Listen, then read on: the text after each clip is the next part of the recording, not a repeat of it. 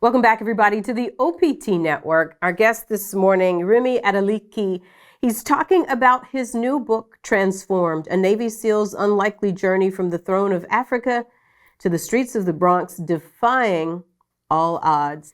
Thank you. So I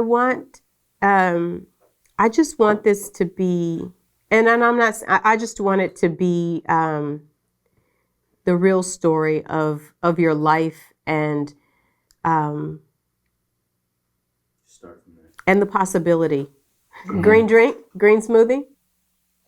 I juice fresh vegetables in the morning. Okay. So what's all in your juice this morning?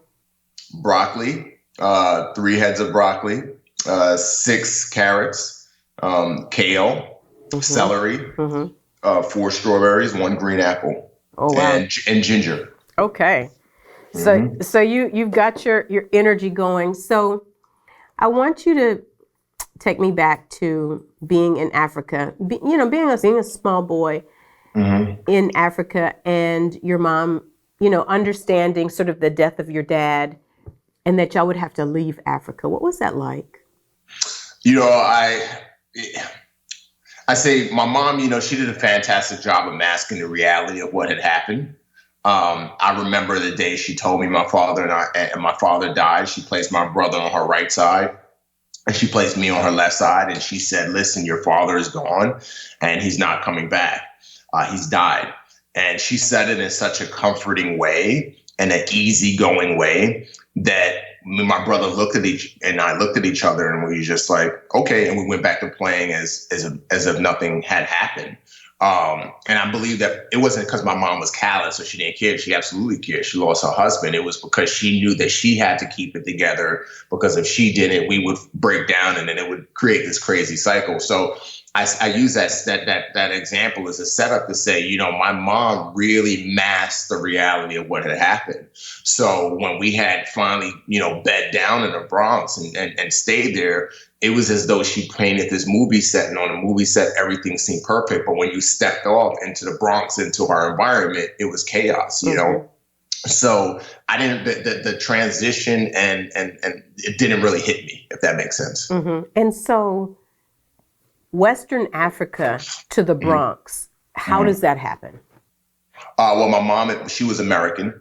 My mom and my dad, they met at the Metropolitan Museum of Natural History. I tell people all the time that they had it's the real coming to America story with Eddie Murphy, because my mom was this New Yorker. She meets my dad and then she moves off to Africa. But so when my father died, my mom was just like, there's no way I'm keeping my kids here in Africa. So she moved us back to what she knew, which was New York City. Mm-hmm. And so you moved back to New York City and you're really, really a little boy. Yeah. And so now your mom is tasked with raising 2 boys and trying to teach them to be men. And one of the things that you write about in the book was something that Roland Warren had said. And for those people who don't remember Roland Warren, he's such a man of God, and he was served on the Fatherhood Initiative for President Obama. And he said, kids have a hole in their soul in the shape of their dad. And as you got to be a young man, you started to really understand that hole. Talk a little bit about that. Yeah, it was just this sense that I needed a male figure to follow. I needed that example. And at a young age, 8 years old, it was unbeknownst to me that I was searching for a father. I was searching for that affirmation, because it is my belief that every boy needs a father to affirm him, so that he's not seeking affirmation in other things. And every girl needs a father to affirm her so that she's not seeking affirmation from the wrong men when she gets older. And so, for me, it was just seeking that affirmation. And that led me to, follow some examples that I shouldn't have followed. At the time, street culture, hip hop culture, it was very prevalent. It was huge. So essentially that became my father. The rappers and the streets became the men that I looked to in order to kind of give me the template as to what type of man I should be. Mm-hmm. And you write about in the book your barber. Yeah. And how your barber really sort of helped to facilitate that Yeah. idea. Yeah. I was actually just with him a few weeks ago in Atlanta.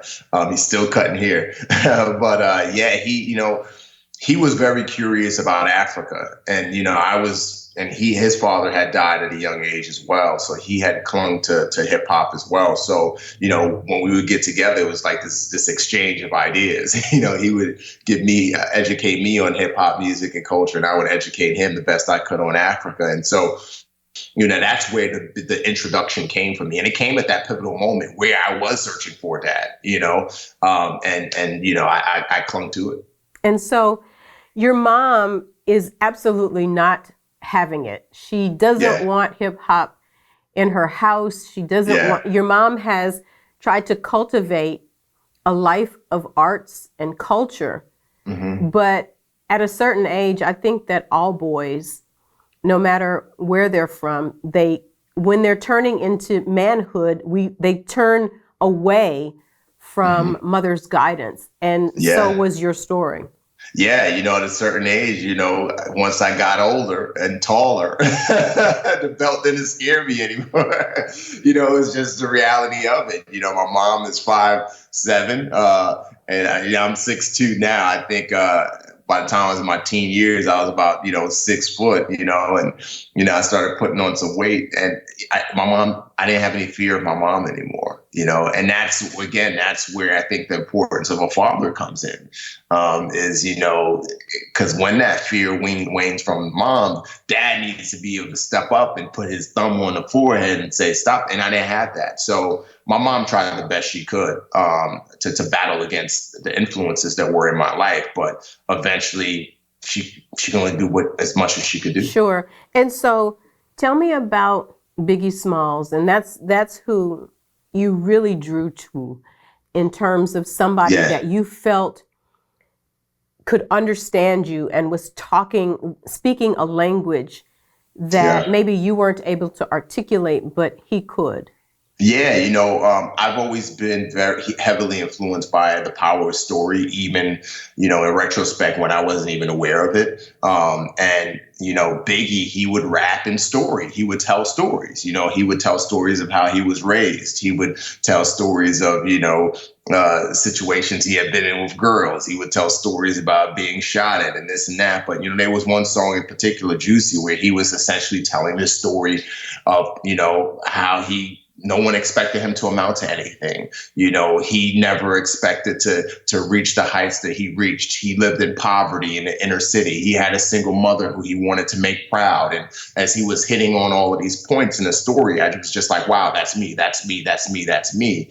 And I took those words to heart, and I wanted to be like him. I wanted to make it out because, again, growing up in the Bronx, I never thought that I would ever get out. And there are a lot of people who don't make it out of the Bronx, or don't make it out of Brooklyn, or don't make it out of Queens. They stay there. There are people who don't make it out of the borough to go visit Manhattan, right? And so I was one of those kids who never thought I would make it out of the Bronx. So when I heard him say, there is a way to make it out, you can. And yes, it wasn't the right way to make it out through selling drugs and some other thing. That's what I wanted to do. Did he speak to your possibility at the time where you didn't see a way out other than through hustling and selling drugs, but he spoke to possibility because he had made it? Absolutely. 100%. That was one of the possibilities he spoke to. He said, if you can hustle, that's your way out. If you could rap and do music, that's your way out. So essentially, that's what I followed. And, I started out stealing from my mom, and then that progressed to selling drugs, and that progressed to stealing from jobs, and that progressed to running high-level scams. And, by the time I was 19, I had built this illegal enterprise based, and the foundation of it was built on what I heard, not just from Biggie, but from Jay-Z and other rappers as well. That's what I had built by the time I was 19. Indeed. Hold that thought. We're going to take a break here, but when we come back, we'll have more of Remi Adeleke's story, Transformed. Stay on point. We're back after this. Welcome back, everybody, to the OPT Network. Our guest this morning, Remi Adeleke, he's talking about his new book, Transformed, a Navy SEAL's unlikely journey from the throne of Africa to the streets of the Bronx, defying all odds. And so you were talking about building this illegal empire. and Yeah. sort of going away from everything that your mother has instilled in you, and really everything you know that is right. Yes. And then it all comes crumbling down. Let's talk Yeah. about the fall. Yeah, I had, long story short, I got involved in a deal with a drug dealer. I was selling him some products. I won't say what those products are. People Sure. would have to read the book to find out. And they were supposed to last for a certain amount of time. They only lasted for a fraction of that time. And he essentially came to my house and threatened my life. And it was a huge wake-up call for me because I knew this guy's reputation. I knew he was a high-level drug dealer. I knew that he could And you take know, my life. Remi, when I'm reading that, I'm like, you have to know that he's going to find out that this product is not going to last and he's coming for you, right? You Yeah. had to know that. Well, I didn't know it was going to not last though. Okay. Because I had been doing this for, a long period of time at this point, and everything had been copacetic. I would sell what I would sell. It would work. It would last for prescribed time. And then I would, go on to my next client. So this situation was, there were other people doing what I was doing, and they were getting caught and going to federal prison. So when his products stopped working in the time that it did, I thought that the feds or the company I was working through was on to me, but I didn't know that was going to happen. So it was a shock. But ultimately, it was a wake up call that I need. My mom, she would spank me when I was a kid, and what that instilled in me was that there are consequences for actions. And in that situation, that was the spanking that I need. I made him his money back, and that's when I decided no more of the street life, no more hustling. I'm not doing it anymore, and that's what kind of got me out of it. And then a few months later, I'm lying in my bed and I hear this voice speak to me. At that point in my life. Let me stop you right there. So you hear this voice that speaks to you. Uh-huh. Do you have a God consciousness at that point where? No. Okay. Not at all. Not at all. And at the time, I thought it was my subconscious. I thought it was, Something told me. Something told me. Yeah. And, but in retrospect, I truly believe that it was the voice of God guiding me, and that voice said, you need to get out of here. You need to join the military. And I remember propping myself up in the bed, looking around. There was nobody there. But long story short, I had an argument. And then I decided, what else do I have left with my life to do? I have nothing else to offer. I failed at everything else. And that's when I got out of bed and I ran down the street I grew up on and went to the recruiter's office. And there's more to the story, but that's essentially how I ended up in the Navy. Mm-hmm. But you meet this woman, though, that will ultimately change your life. Yeah, Tiana Nadine Reyes. She ran my background when I went to the Navy recruiter's office and found out I had 2 warrants out for my arrest. I had a warrant in New Jersey. I had a warrant in New York. I didn't know what the warrants were for. I got up, got ready to run out of the office, and she said, "Where are you going?" I said, "I'm leaving." She said, "Do you have a suit and tie?" And I said, "Yes, I do." No, I don't, but I have a collared shirt and some slacks. And I came back the next day, and she took me to both judges, advocated on my behalf to get them to expunge my record. Both judges unanimously expunged my record. And then she fudged the paperwork to sneak me into the Navy. And that's essentially how I got into the Navy. And, she died 4 years later. I know, I read that. But her daughter and we were together last week, and her daughter's become like my daughter. So it's like a full circle moment now. And so when you tell your mom, that you're going to join the military and the Navy, she says what to you? Oh, she falls out. She's just like, she's crying. She doesn't want me to join. She has this, just like I would say most moms, she had this fear of military death. The wars were, hot and heavy at the time, and she figured I would die. But, that's when I consoled her and I said, "Mom, I'll be all right. I have nothing else. I'll pretty much die if I stay here. I need to leave." But yeah, she wasn't happy with the decision. And so you go to the military really as a way to save your life, because as you said, the streets, if you didn't die in the military, you were going to die on the streets of New York or New Jersey because of the life that you were living. And so you begin to come into yourself in the Navy, and you find discipline, and you find things that hole that was missing. Let's talk about that. Yeah, when I got to SEAL training, that was probably the first time I had like consistent positive male role models in my life. And what I mean by that is the Navy SEAL instructors, right? These are guys who were men of integrity. These are guys who were men of character, very disciplined. They kept their word. And, that was, they had to be like that in order to have the job that they had, right? So now I was able to look at these men who were honorable warriors and say, these are the guys I need to look to. And this is the way I need to pattern my life. So that's where I began to, my integrity began to change. That's when my outlook on life and the way I view people began to change. That's when I learned the importance of sacrifice and not having life be about me, me, me, me, me, me, me, me, me, me, me. And so that's where I began to learn how to be a man. And eventually I made it through SEAL training, and those lessons were even more invested and beat into me throughout my career. Let's talk about the SEAL training. And for someone who couldn't swim, it's almost impossible that you would become a Navy SEAL. How does that happen? Yeah. It's funny because I couldn't swim. I didn't have the academic scores, and I was super skinny, but I wanted to be a SEAL. I was totally disqualified in every way. But I tell people all the time, when you on the road to your journey, you're probably going to have some deficiencies. Now, I had a whole lot of deficiencies. And when you have these deficiencies, there's only one or two choices you can make. Either one, you can look at the deficiencies and look at the dream and say, I'm not cut out for this. I can't do it. And try and pick something else. Or B, you could do the extra hard work in order to overcome those deficiencies. And so that's what I did. I didn't have a car, so I would run 3 miles to the pool, jump in the shallow end, and run 3 miles back home. And I did that religiously. There were times when it was raining. There were times when it was cold. There were times when it was hot. But I made that run uphill, and I got to that pool at least 3 to 4 days a week. And the more I did it, the better I got. And then eventually, I was able to pass the screening test to get into SEAL training. And I still have my work cut out for me because as you said, I didn't have a swimming background. So I did still struggle because you had to be able to swim with your hands tied behind your back and your feet tied together. You had to be able to swim, do long breath holds in the water. But I just continued to do the extra hard work. Now, granted, I did get kicked out of SEAL training the first time because of some issues I had in the water. But that's when I made a decision that I'm going to work even harder. And I did work even harder. And I went, I came back 2 years later and made it through. And so what was the drive to become a SEAL? There were a few things. One, my mom as a kid, she would always preach excellence to my brother and I. She would always say, Remi, bio, don't halfway anything. Whatever you do it right, you go all the way.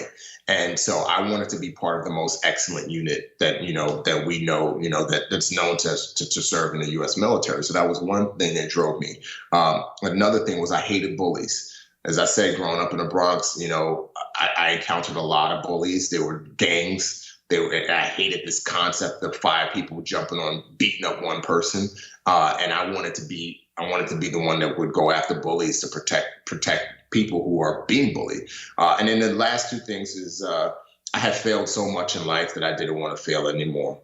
I had failed at, hustling. I had failed at being a son. I had failed at being a brother. I had failed the record company thing. I had failed SEAL training the first time I went through SEAL. I had failed so much that at this point, I just didn't want to fail anymore. So what gives you that drive? In your mind, you'd failed everywhere. Yeah. And you had even failed at trying to become a SEAL. Yeah. What then gives you the moxie to try again after so much failure? I didn't want to fail anymore. Wow. I know it sounds like a crazy answer, but I tell people all the time, the class I graduated with started with 270 people. Only 29 graduated. Wow. And that's how it is every class. 300 guys will start, 20 guys will graduate. And people ask me all the time, why is attrition rate so high? And my answer is, it's because the guys who show up, the guys who quit, to them, it was just a good idea. It was just a good idea to be a SEAL. It was just a good idea to go to SEAL training. It was just a good idea to fill in a blank. But when you get put in that austere or that very hard situation, whether it's cold water, whether it's having your hands tied behind your back, that good idea quickly turns into a bad idea. So you can't have a good idea. You have to have a deep-rooted emotional reason as to why you want to make it. And for me, my deep-rooted emotional reason that drove me every single day when it was cold, when I was miserable, when when I knew what was going to come tomorrow, was I can't fail. That's what drove me every day. That mantra, I can't fail this day. I will not fail again. I will not. That's what drove me. And then another thing that drove me was I have nothing left. Wow. There is nothing else for me to do but this. I have nothing left. There is no, I'm a burn a boats type of person. There is no plan B. There was no plan B. There was only plan A. So I'm getting on the boat. You had to win. You had to win. I had to win. That's what drove me. Hold that thought. Let's get a quick break here, but we'll be back with more of Transformed right after this. Welcome back, everybody, to the OPT Network. Our guest this morning is Remi Adeleke, and we're talking about his book, Transformed. So you talk about that never say die attitude, that you are going to become a Navy SEAL. And ultimately, you finish. Mm-hmm. When does that moment of reckoning come, when you understand that there is a power higher and greater than yourself in charge that has kept you through all of the insanity that you write about in the book? Yeah, it came from me when I hit my pinnacle. I graduated from SEAL training. I have everything. I have a beautiful apartment in San Diego. I have a beautiful girlfriend. I have other girlfriends. I have money for the first time in my life because SEALs get paid really, really well. I have it all. And I tell people all the time, the danger of success is pride. Because the more successful you become, the more the higher the potential it is for pride to creep in. And so I had pride. I was sleeping around, cheating on my girlfriend, playing music, loud. I was just a wild guy. And I got sent to cold weather survival training in Alaska, a Navy SEAL cold weather survival training in Alaska. And it was there when I had time to really reflect on my life. And there's more to the story, so I'm kind of condensing it for the sake of time.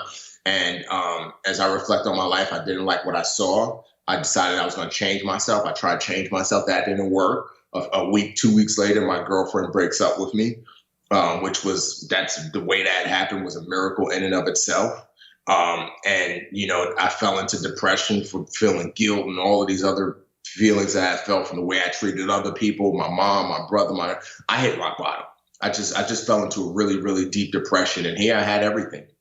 And my brother had been a Christian for a long period of time. And he would tell me, Remi, when you hit rock bottom, because it's going to happen, just remember to cry out to Jesus. And I had tried everything and nothing worked. And then finally I said, all right, I'm going to try this Jesus. And I cried out to Jesus. And everything didn't change right away, but I did feel moments of peace. And then when I got back from Alaska, that's when I went to church. And, I can't tell you anything that the pastor preached, but I can tell you that when he gave that altar call and he said some specific things, if you're in darkness, if you're battling depression, if you feel hopeless, and just all of these things that were speaking to my situation. And he said, if you're feeling these things and you want to give your life to Jesus and experience a new life and experience being transformed into a new creation, come. And I came up front and I'll tell you, everything changed from there. But it took me hitting rock bottom. Mm-hmm. And so when you invite Christ into your life, talk about how all the things that you thought were great and all of the things that you thought that you had that made life so great, how your life changed when you invited him in to be the Lord of your life. Yeah, for the first time in my life, I felt contentment. I felt peace. I felt fulfilled. I felt that I didn't need to seek affirmation from people. I felt like the father that I had been longing to have my entire life was with me. He had been with me. I just hadn't been acknowledging him. When I would pick up the Bible and see the wisdom in the scriptures and just see the life of Jesus, I was just like, wow, this is life. This is truth. It resonated with me.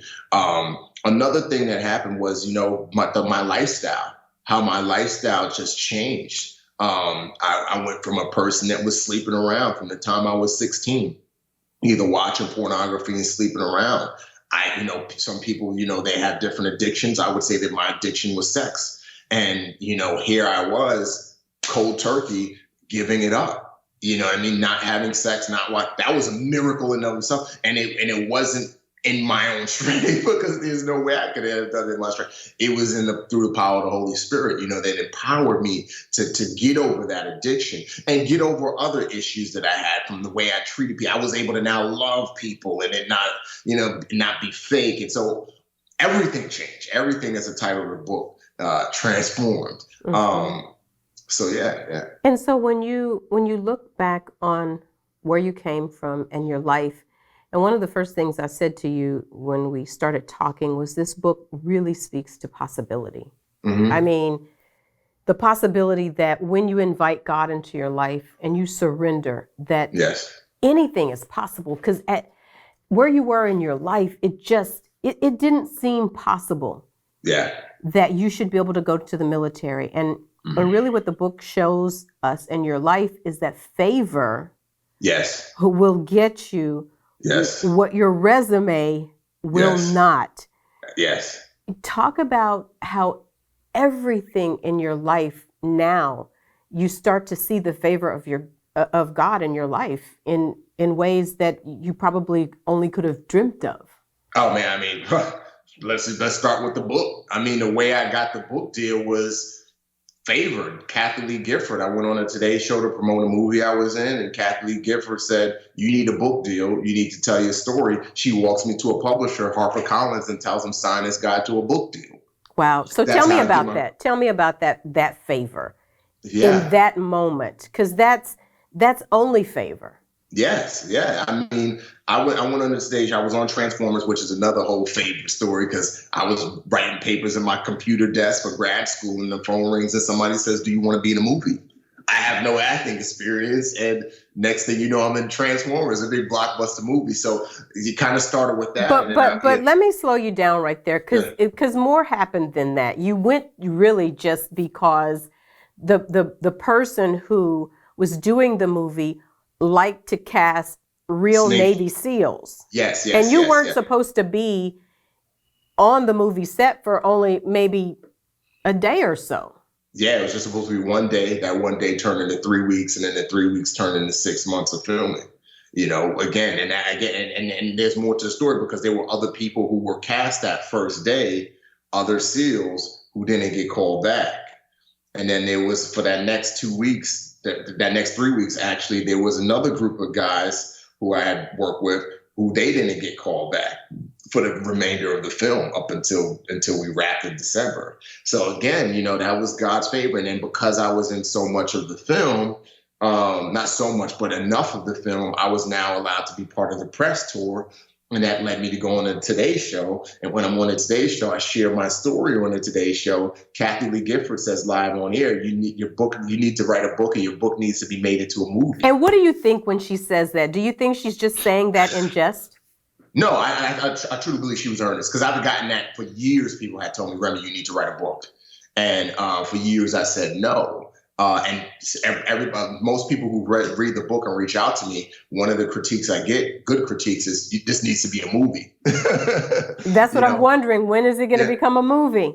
Well, I'm in talks with major studios right now. In the process. Yeah, it's in process now. And so when she walks you over to the publisher, are you saying, "Okay, God, what are you going to do here"?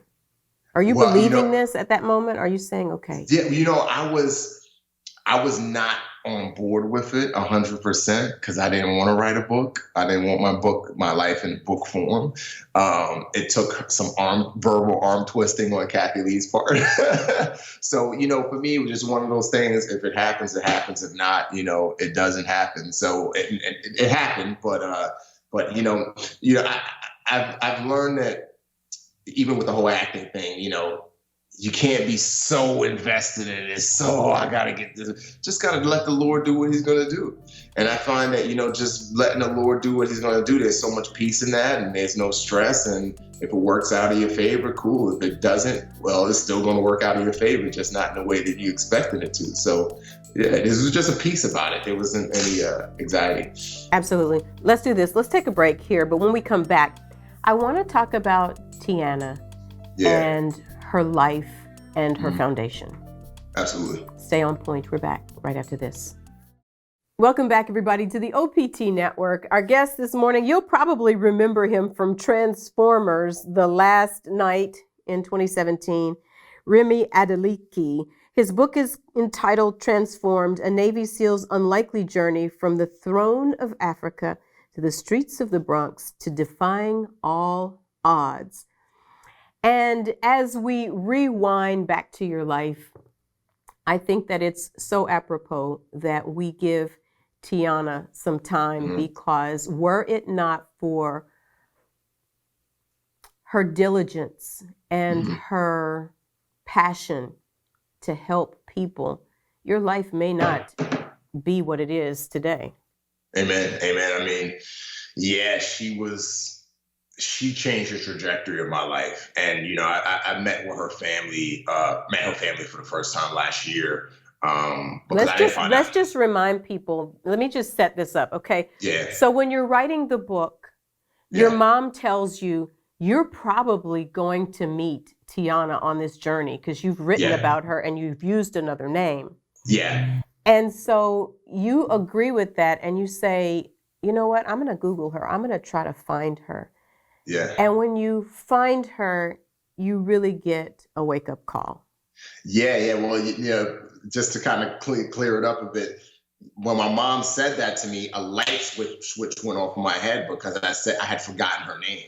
Right. So a light switch went off in my head, and I was just like, "Oh, Mom, I know where I could find her name." Because I had when I got out the military, I received my military records. So I went through my military. There she was. Her name was right there. And when I Googled her name, I found out one of the websites that popped up was a memorial page for her. She had died in 2005, which was 3 years after she got me into the Navy.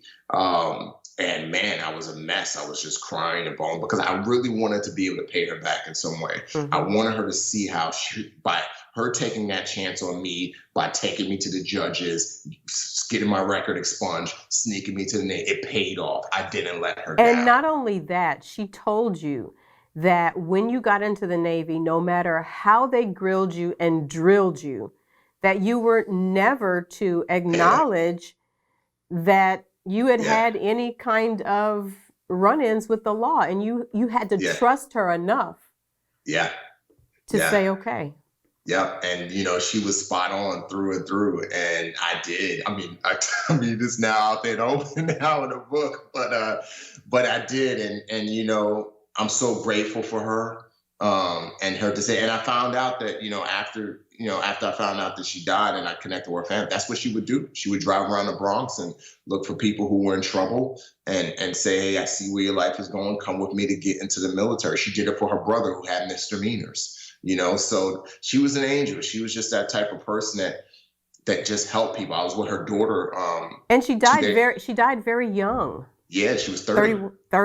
30 years old, and she died from a rare disease. Yeah, I can't pronounce it, but it's myositis or something to that effect. Disease. It's an autoimmune disease, and there was no cure. There's still no cure for it. There's a foundation set up. If you go at the end of the book, I put a link in there for to where people could donate to Johns Hopkins Institute to help fund finding a cure for it. But it's a horrible disease. Mm-hmm. And so you find her cousin initially, and then her cousin connects you to her family, her brother. Yeah. It connects me with her brother. That's crazy. So I'm on my way to Atlanta on the plane, getting ready to take off. And I get on the phone with her cousin through Googling, and she's like, "Hey, I'm gonna connect you with her brother." And I said, "Well, my flight's about to take off, so I can't jump on it." She said, "Where you going?" I said, "I'm flying to Atlanta." She said, "He moved to Atlanta. He lives in Atlanta now." I mean, talk about divine timing. And I land in Atlanta. The brother calls me at this point. I go straight to his house from the airport. I spent about 3 hours with him just talking about Tiana's life. And here's the crazy thing. I was on my way to Alabama. I flew to Atlanta, and I was driving from Atlanta to Alabama because I was supposed to go to court to stand before a judge to speak on behalf of this kid who was about to get sentenced to prison. So here, Tiana, she stands in front of a judge to get my record expunged. And the day I meet her family, is the reason, and how I meet her family is I'm flying to do the Atlanta same thing, to pay it to forward. to pay it forward, you know? So what are the odds in that? Yeah. So tell me, on this journey of being transformed, what your message is to those people who are feeling dark and feeling like, is my opportunity ever going to present itself? Because your opportunities presented themselves in a way that you weren't even really seeking. Yeah. What do you say to people about that? Wow. I mean, it's hard to give a generic answer because every situation is different. But what I will say is, one, trust the Lord. He's faithful. When a situation doesn't look like it's going to work out the way it's going to work out, you know what? Just understand that the master has a master plan, and that plan is better than any plan that we could conceive. And that's something that I still have to speak to myself every day, because I still have failures. I still have setbacks. Things still don't go my way. Sure. And in this, it can be so easy to fall into that dark spot and say, you know what, I give up, or I'm going to be depressed, or I'm going to, do this or do that. But, just trust in the Lord's guidance. That's the first thing I would say. Secondly, I would just say, if there's a deficiency that you have, do the extra hard work. Put yourself in a position to achieve your dream, and don't just meet the standard. So often I come across people who are so content with the standard. Do that, do whatever you're going to do it with excellence. Raise the bar, challenge yourself. And so, because the more you challenge yourself, the more you're preparing yourself for that opportunity. Absolutely. When you look at the whole acting situation, let's not even use acting. Let's use the writing the book, because I wrote the book myself. I didn't have a ghostwriter. I didn't have a co-writer, and my mom would make me and my brother write as kids. And I hated it. But unbeknownst to me, that was preparing me to be a writer in special operations, because as a SEAL, I worked in intelligence and I had to write long, detailed reports. It wasn't fun, but little did I know that that was preparing me to write my book. And little did I know that that was preparing me to now write movies, which I'm working in the film and TV industry, not just as an actor now, but as a writer and a producer now. Wow. So, you never know how what you're doing is preparing you for something else. So nothing is ever wasted. So, but when whatever it is that you're doing, do it with excellence. Because if you do that with excellence, it's going to prepare you for that opportunity. So when that opportunity comes, you're ready. Absolutely. Right? There was nothing generic about that answer. That was from the heart. Right. And that was really speaking to all of our spirits about preparation time, not being wasted time. Before I've got to let you go, we started with that hole that needs to be filled by a father. What does it mean to you to be there to father your boys? It means everything to me. It's a redemptive arc for me. I take it seriously, especially because of what I experience. It's also a challenge, because I'm trying to balance, providing for my family, because I have to figure out a way to provide and keep the bills paying, keep the lights on, but also spending that quality time with my family. And, and so that balance has been something that I'm still working on. I'm getting better at it, but yeah, it's everything. I love my sons so much. They are everything. They're my legacy. They're my future. And I want them to be 10 times better men than I could ever be. And I truly believe that they will be, because they have a father, they have a father in their life. Remi, thank you so much. Thank you for the book. Thank you for taking the time. Before you've got to go, tell people how they can connect with you, what you've got coming up, and how they can get the book. Yeah, so you can connect with me on any social media platform. Is all the same, Remi Adeleke. I'm on Facebook, Instagram, Twitter, even LinkedIn. You can get the book anywhere where books are sold: Barnes and Nobles, Amazon, BAM, Indie Books, everywhere where books are sold. And yeah, I have a film project on Netflix that I worked on that's going to be coming out in the winter of 2019. It's a blockbuster film. I was hired as a lead consultant on that film, and I did do some acting in that. And then I have some writing projects that are now in talks for development. One of them being my book being adapted into a film, and then also an espionage thriller that I wrote, and also a historical Black film about one of the first group of African Americans to serve in special operations. So right now I'm working to get those projects developed into film. So that's what I have going on now. So come back and visit with us when they happen, and share it with our listeners and our viewers. Yes, ma'am. Definitely will. Indeed. Yes, ma'am. Hey, everybody, stay on point. We're back after this.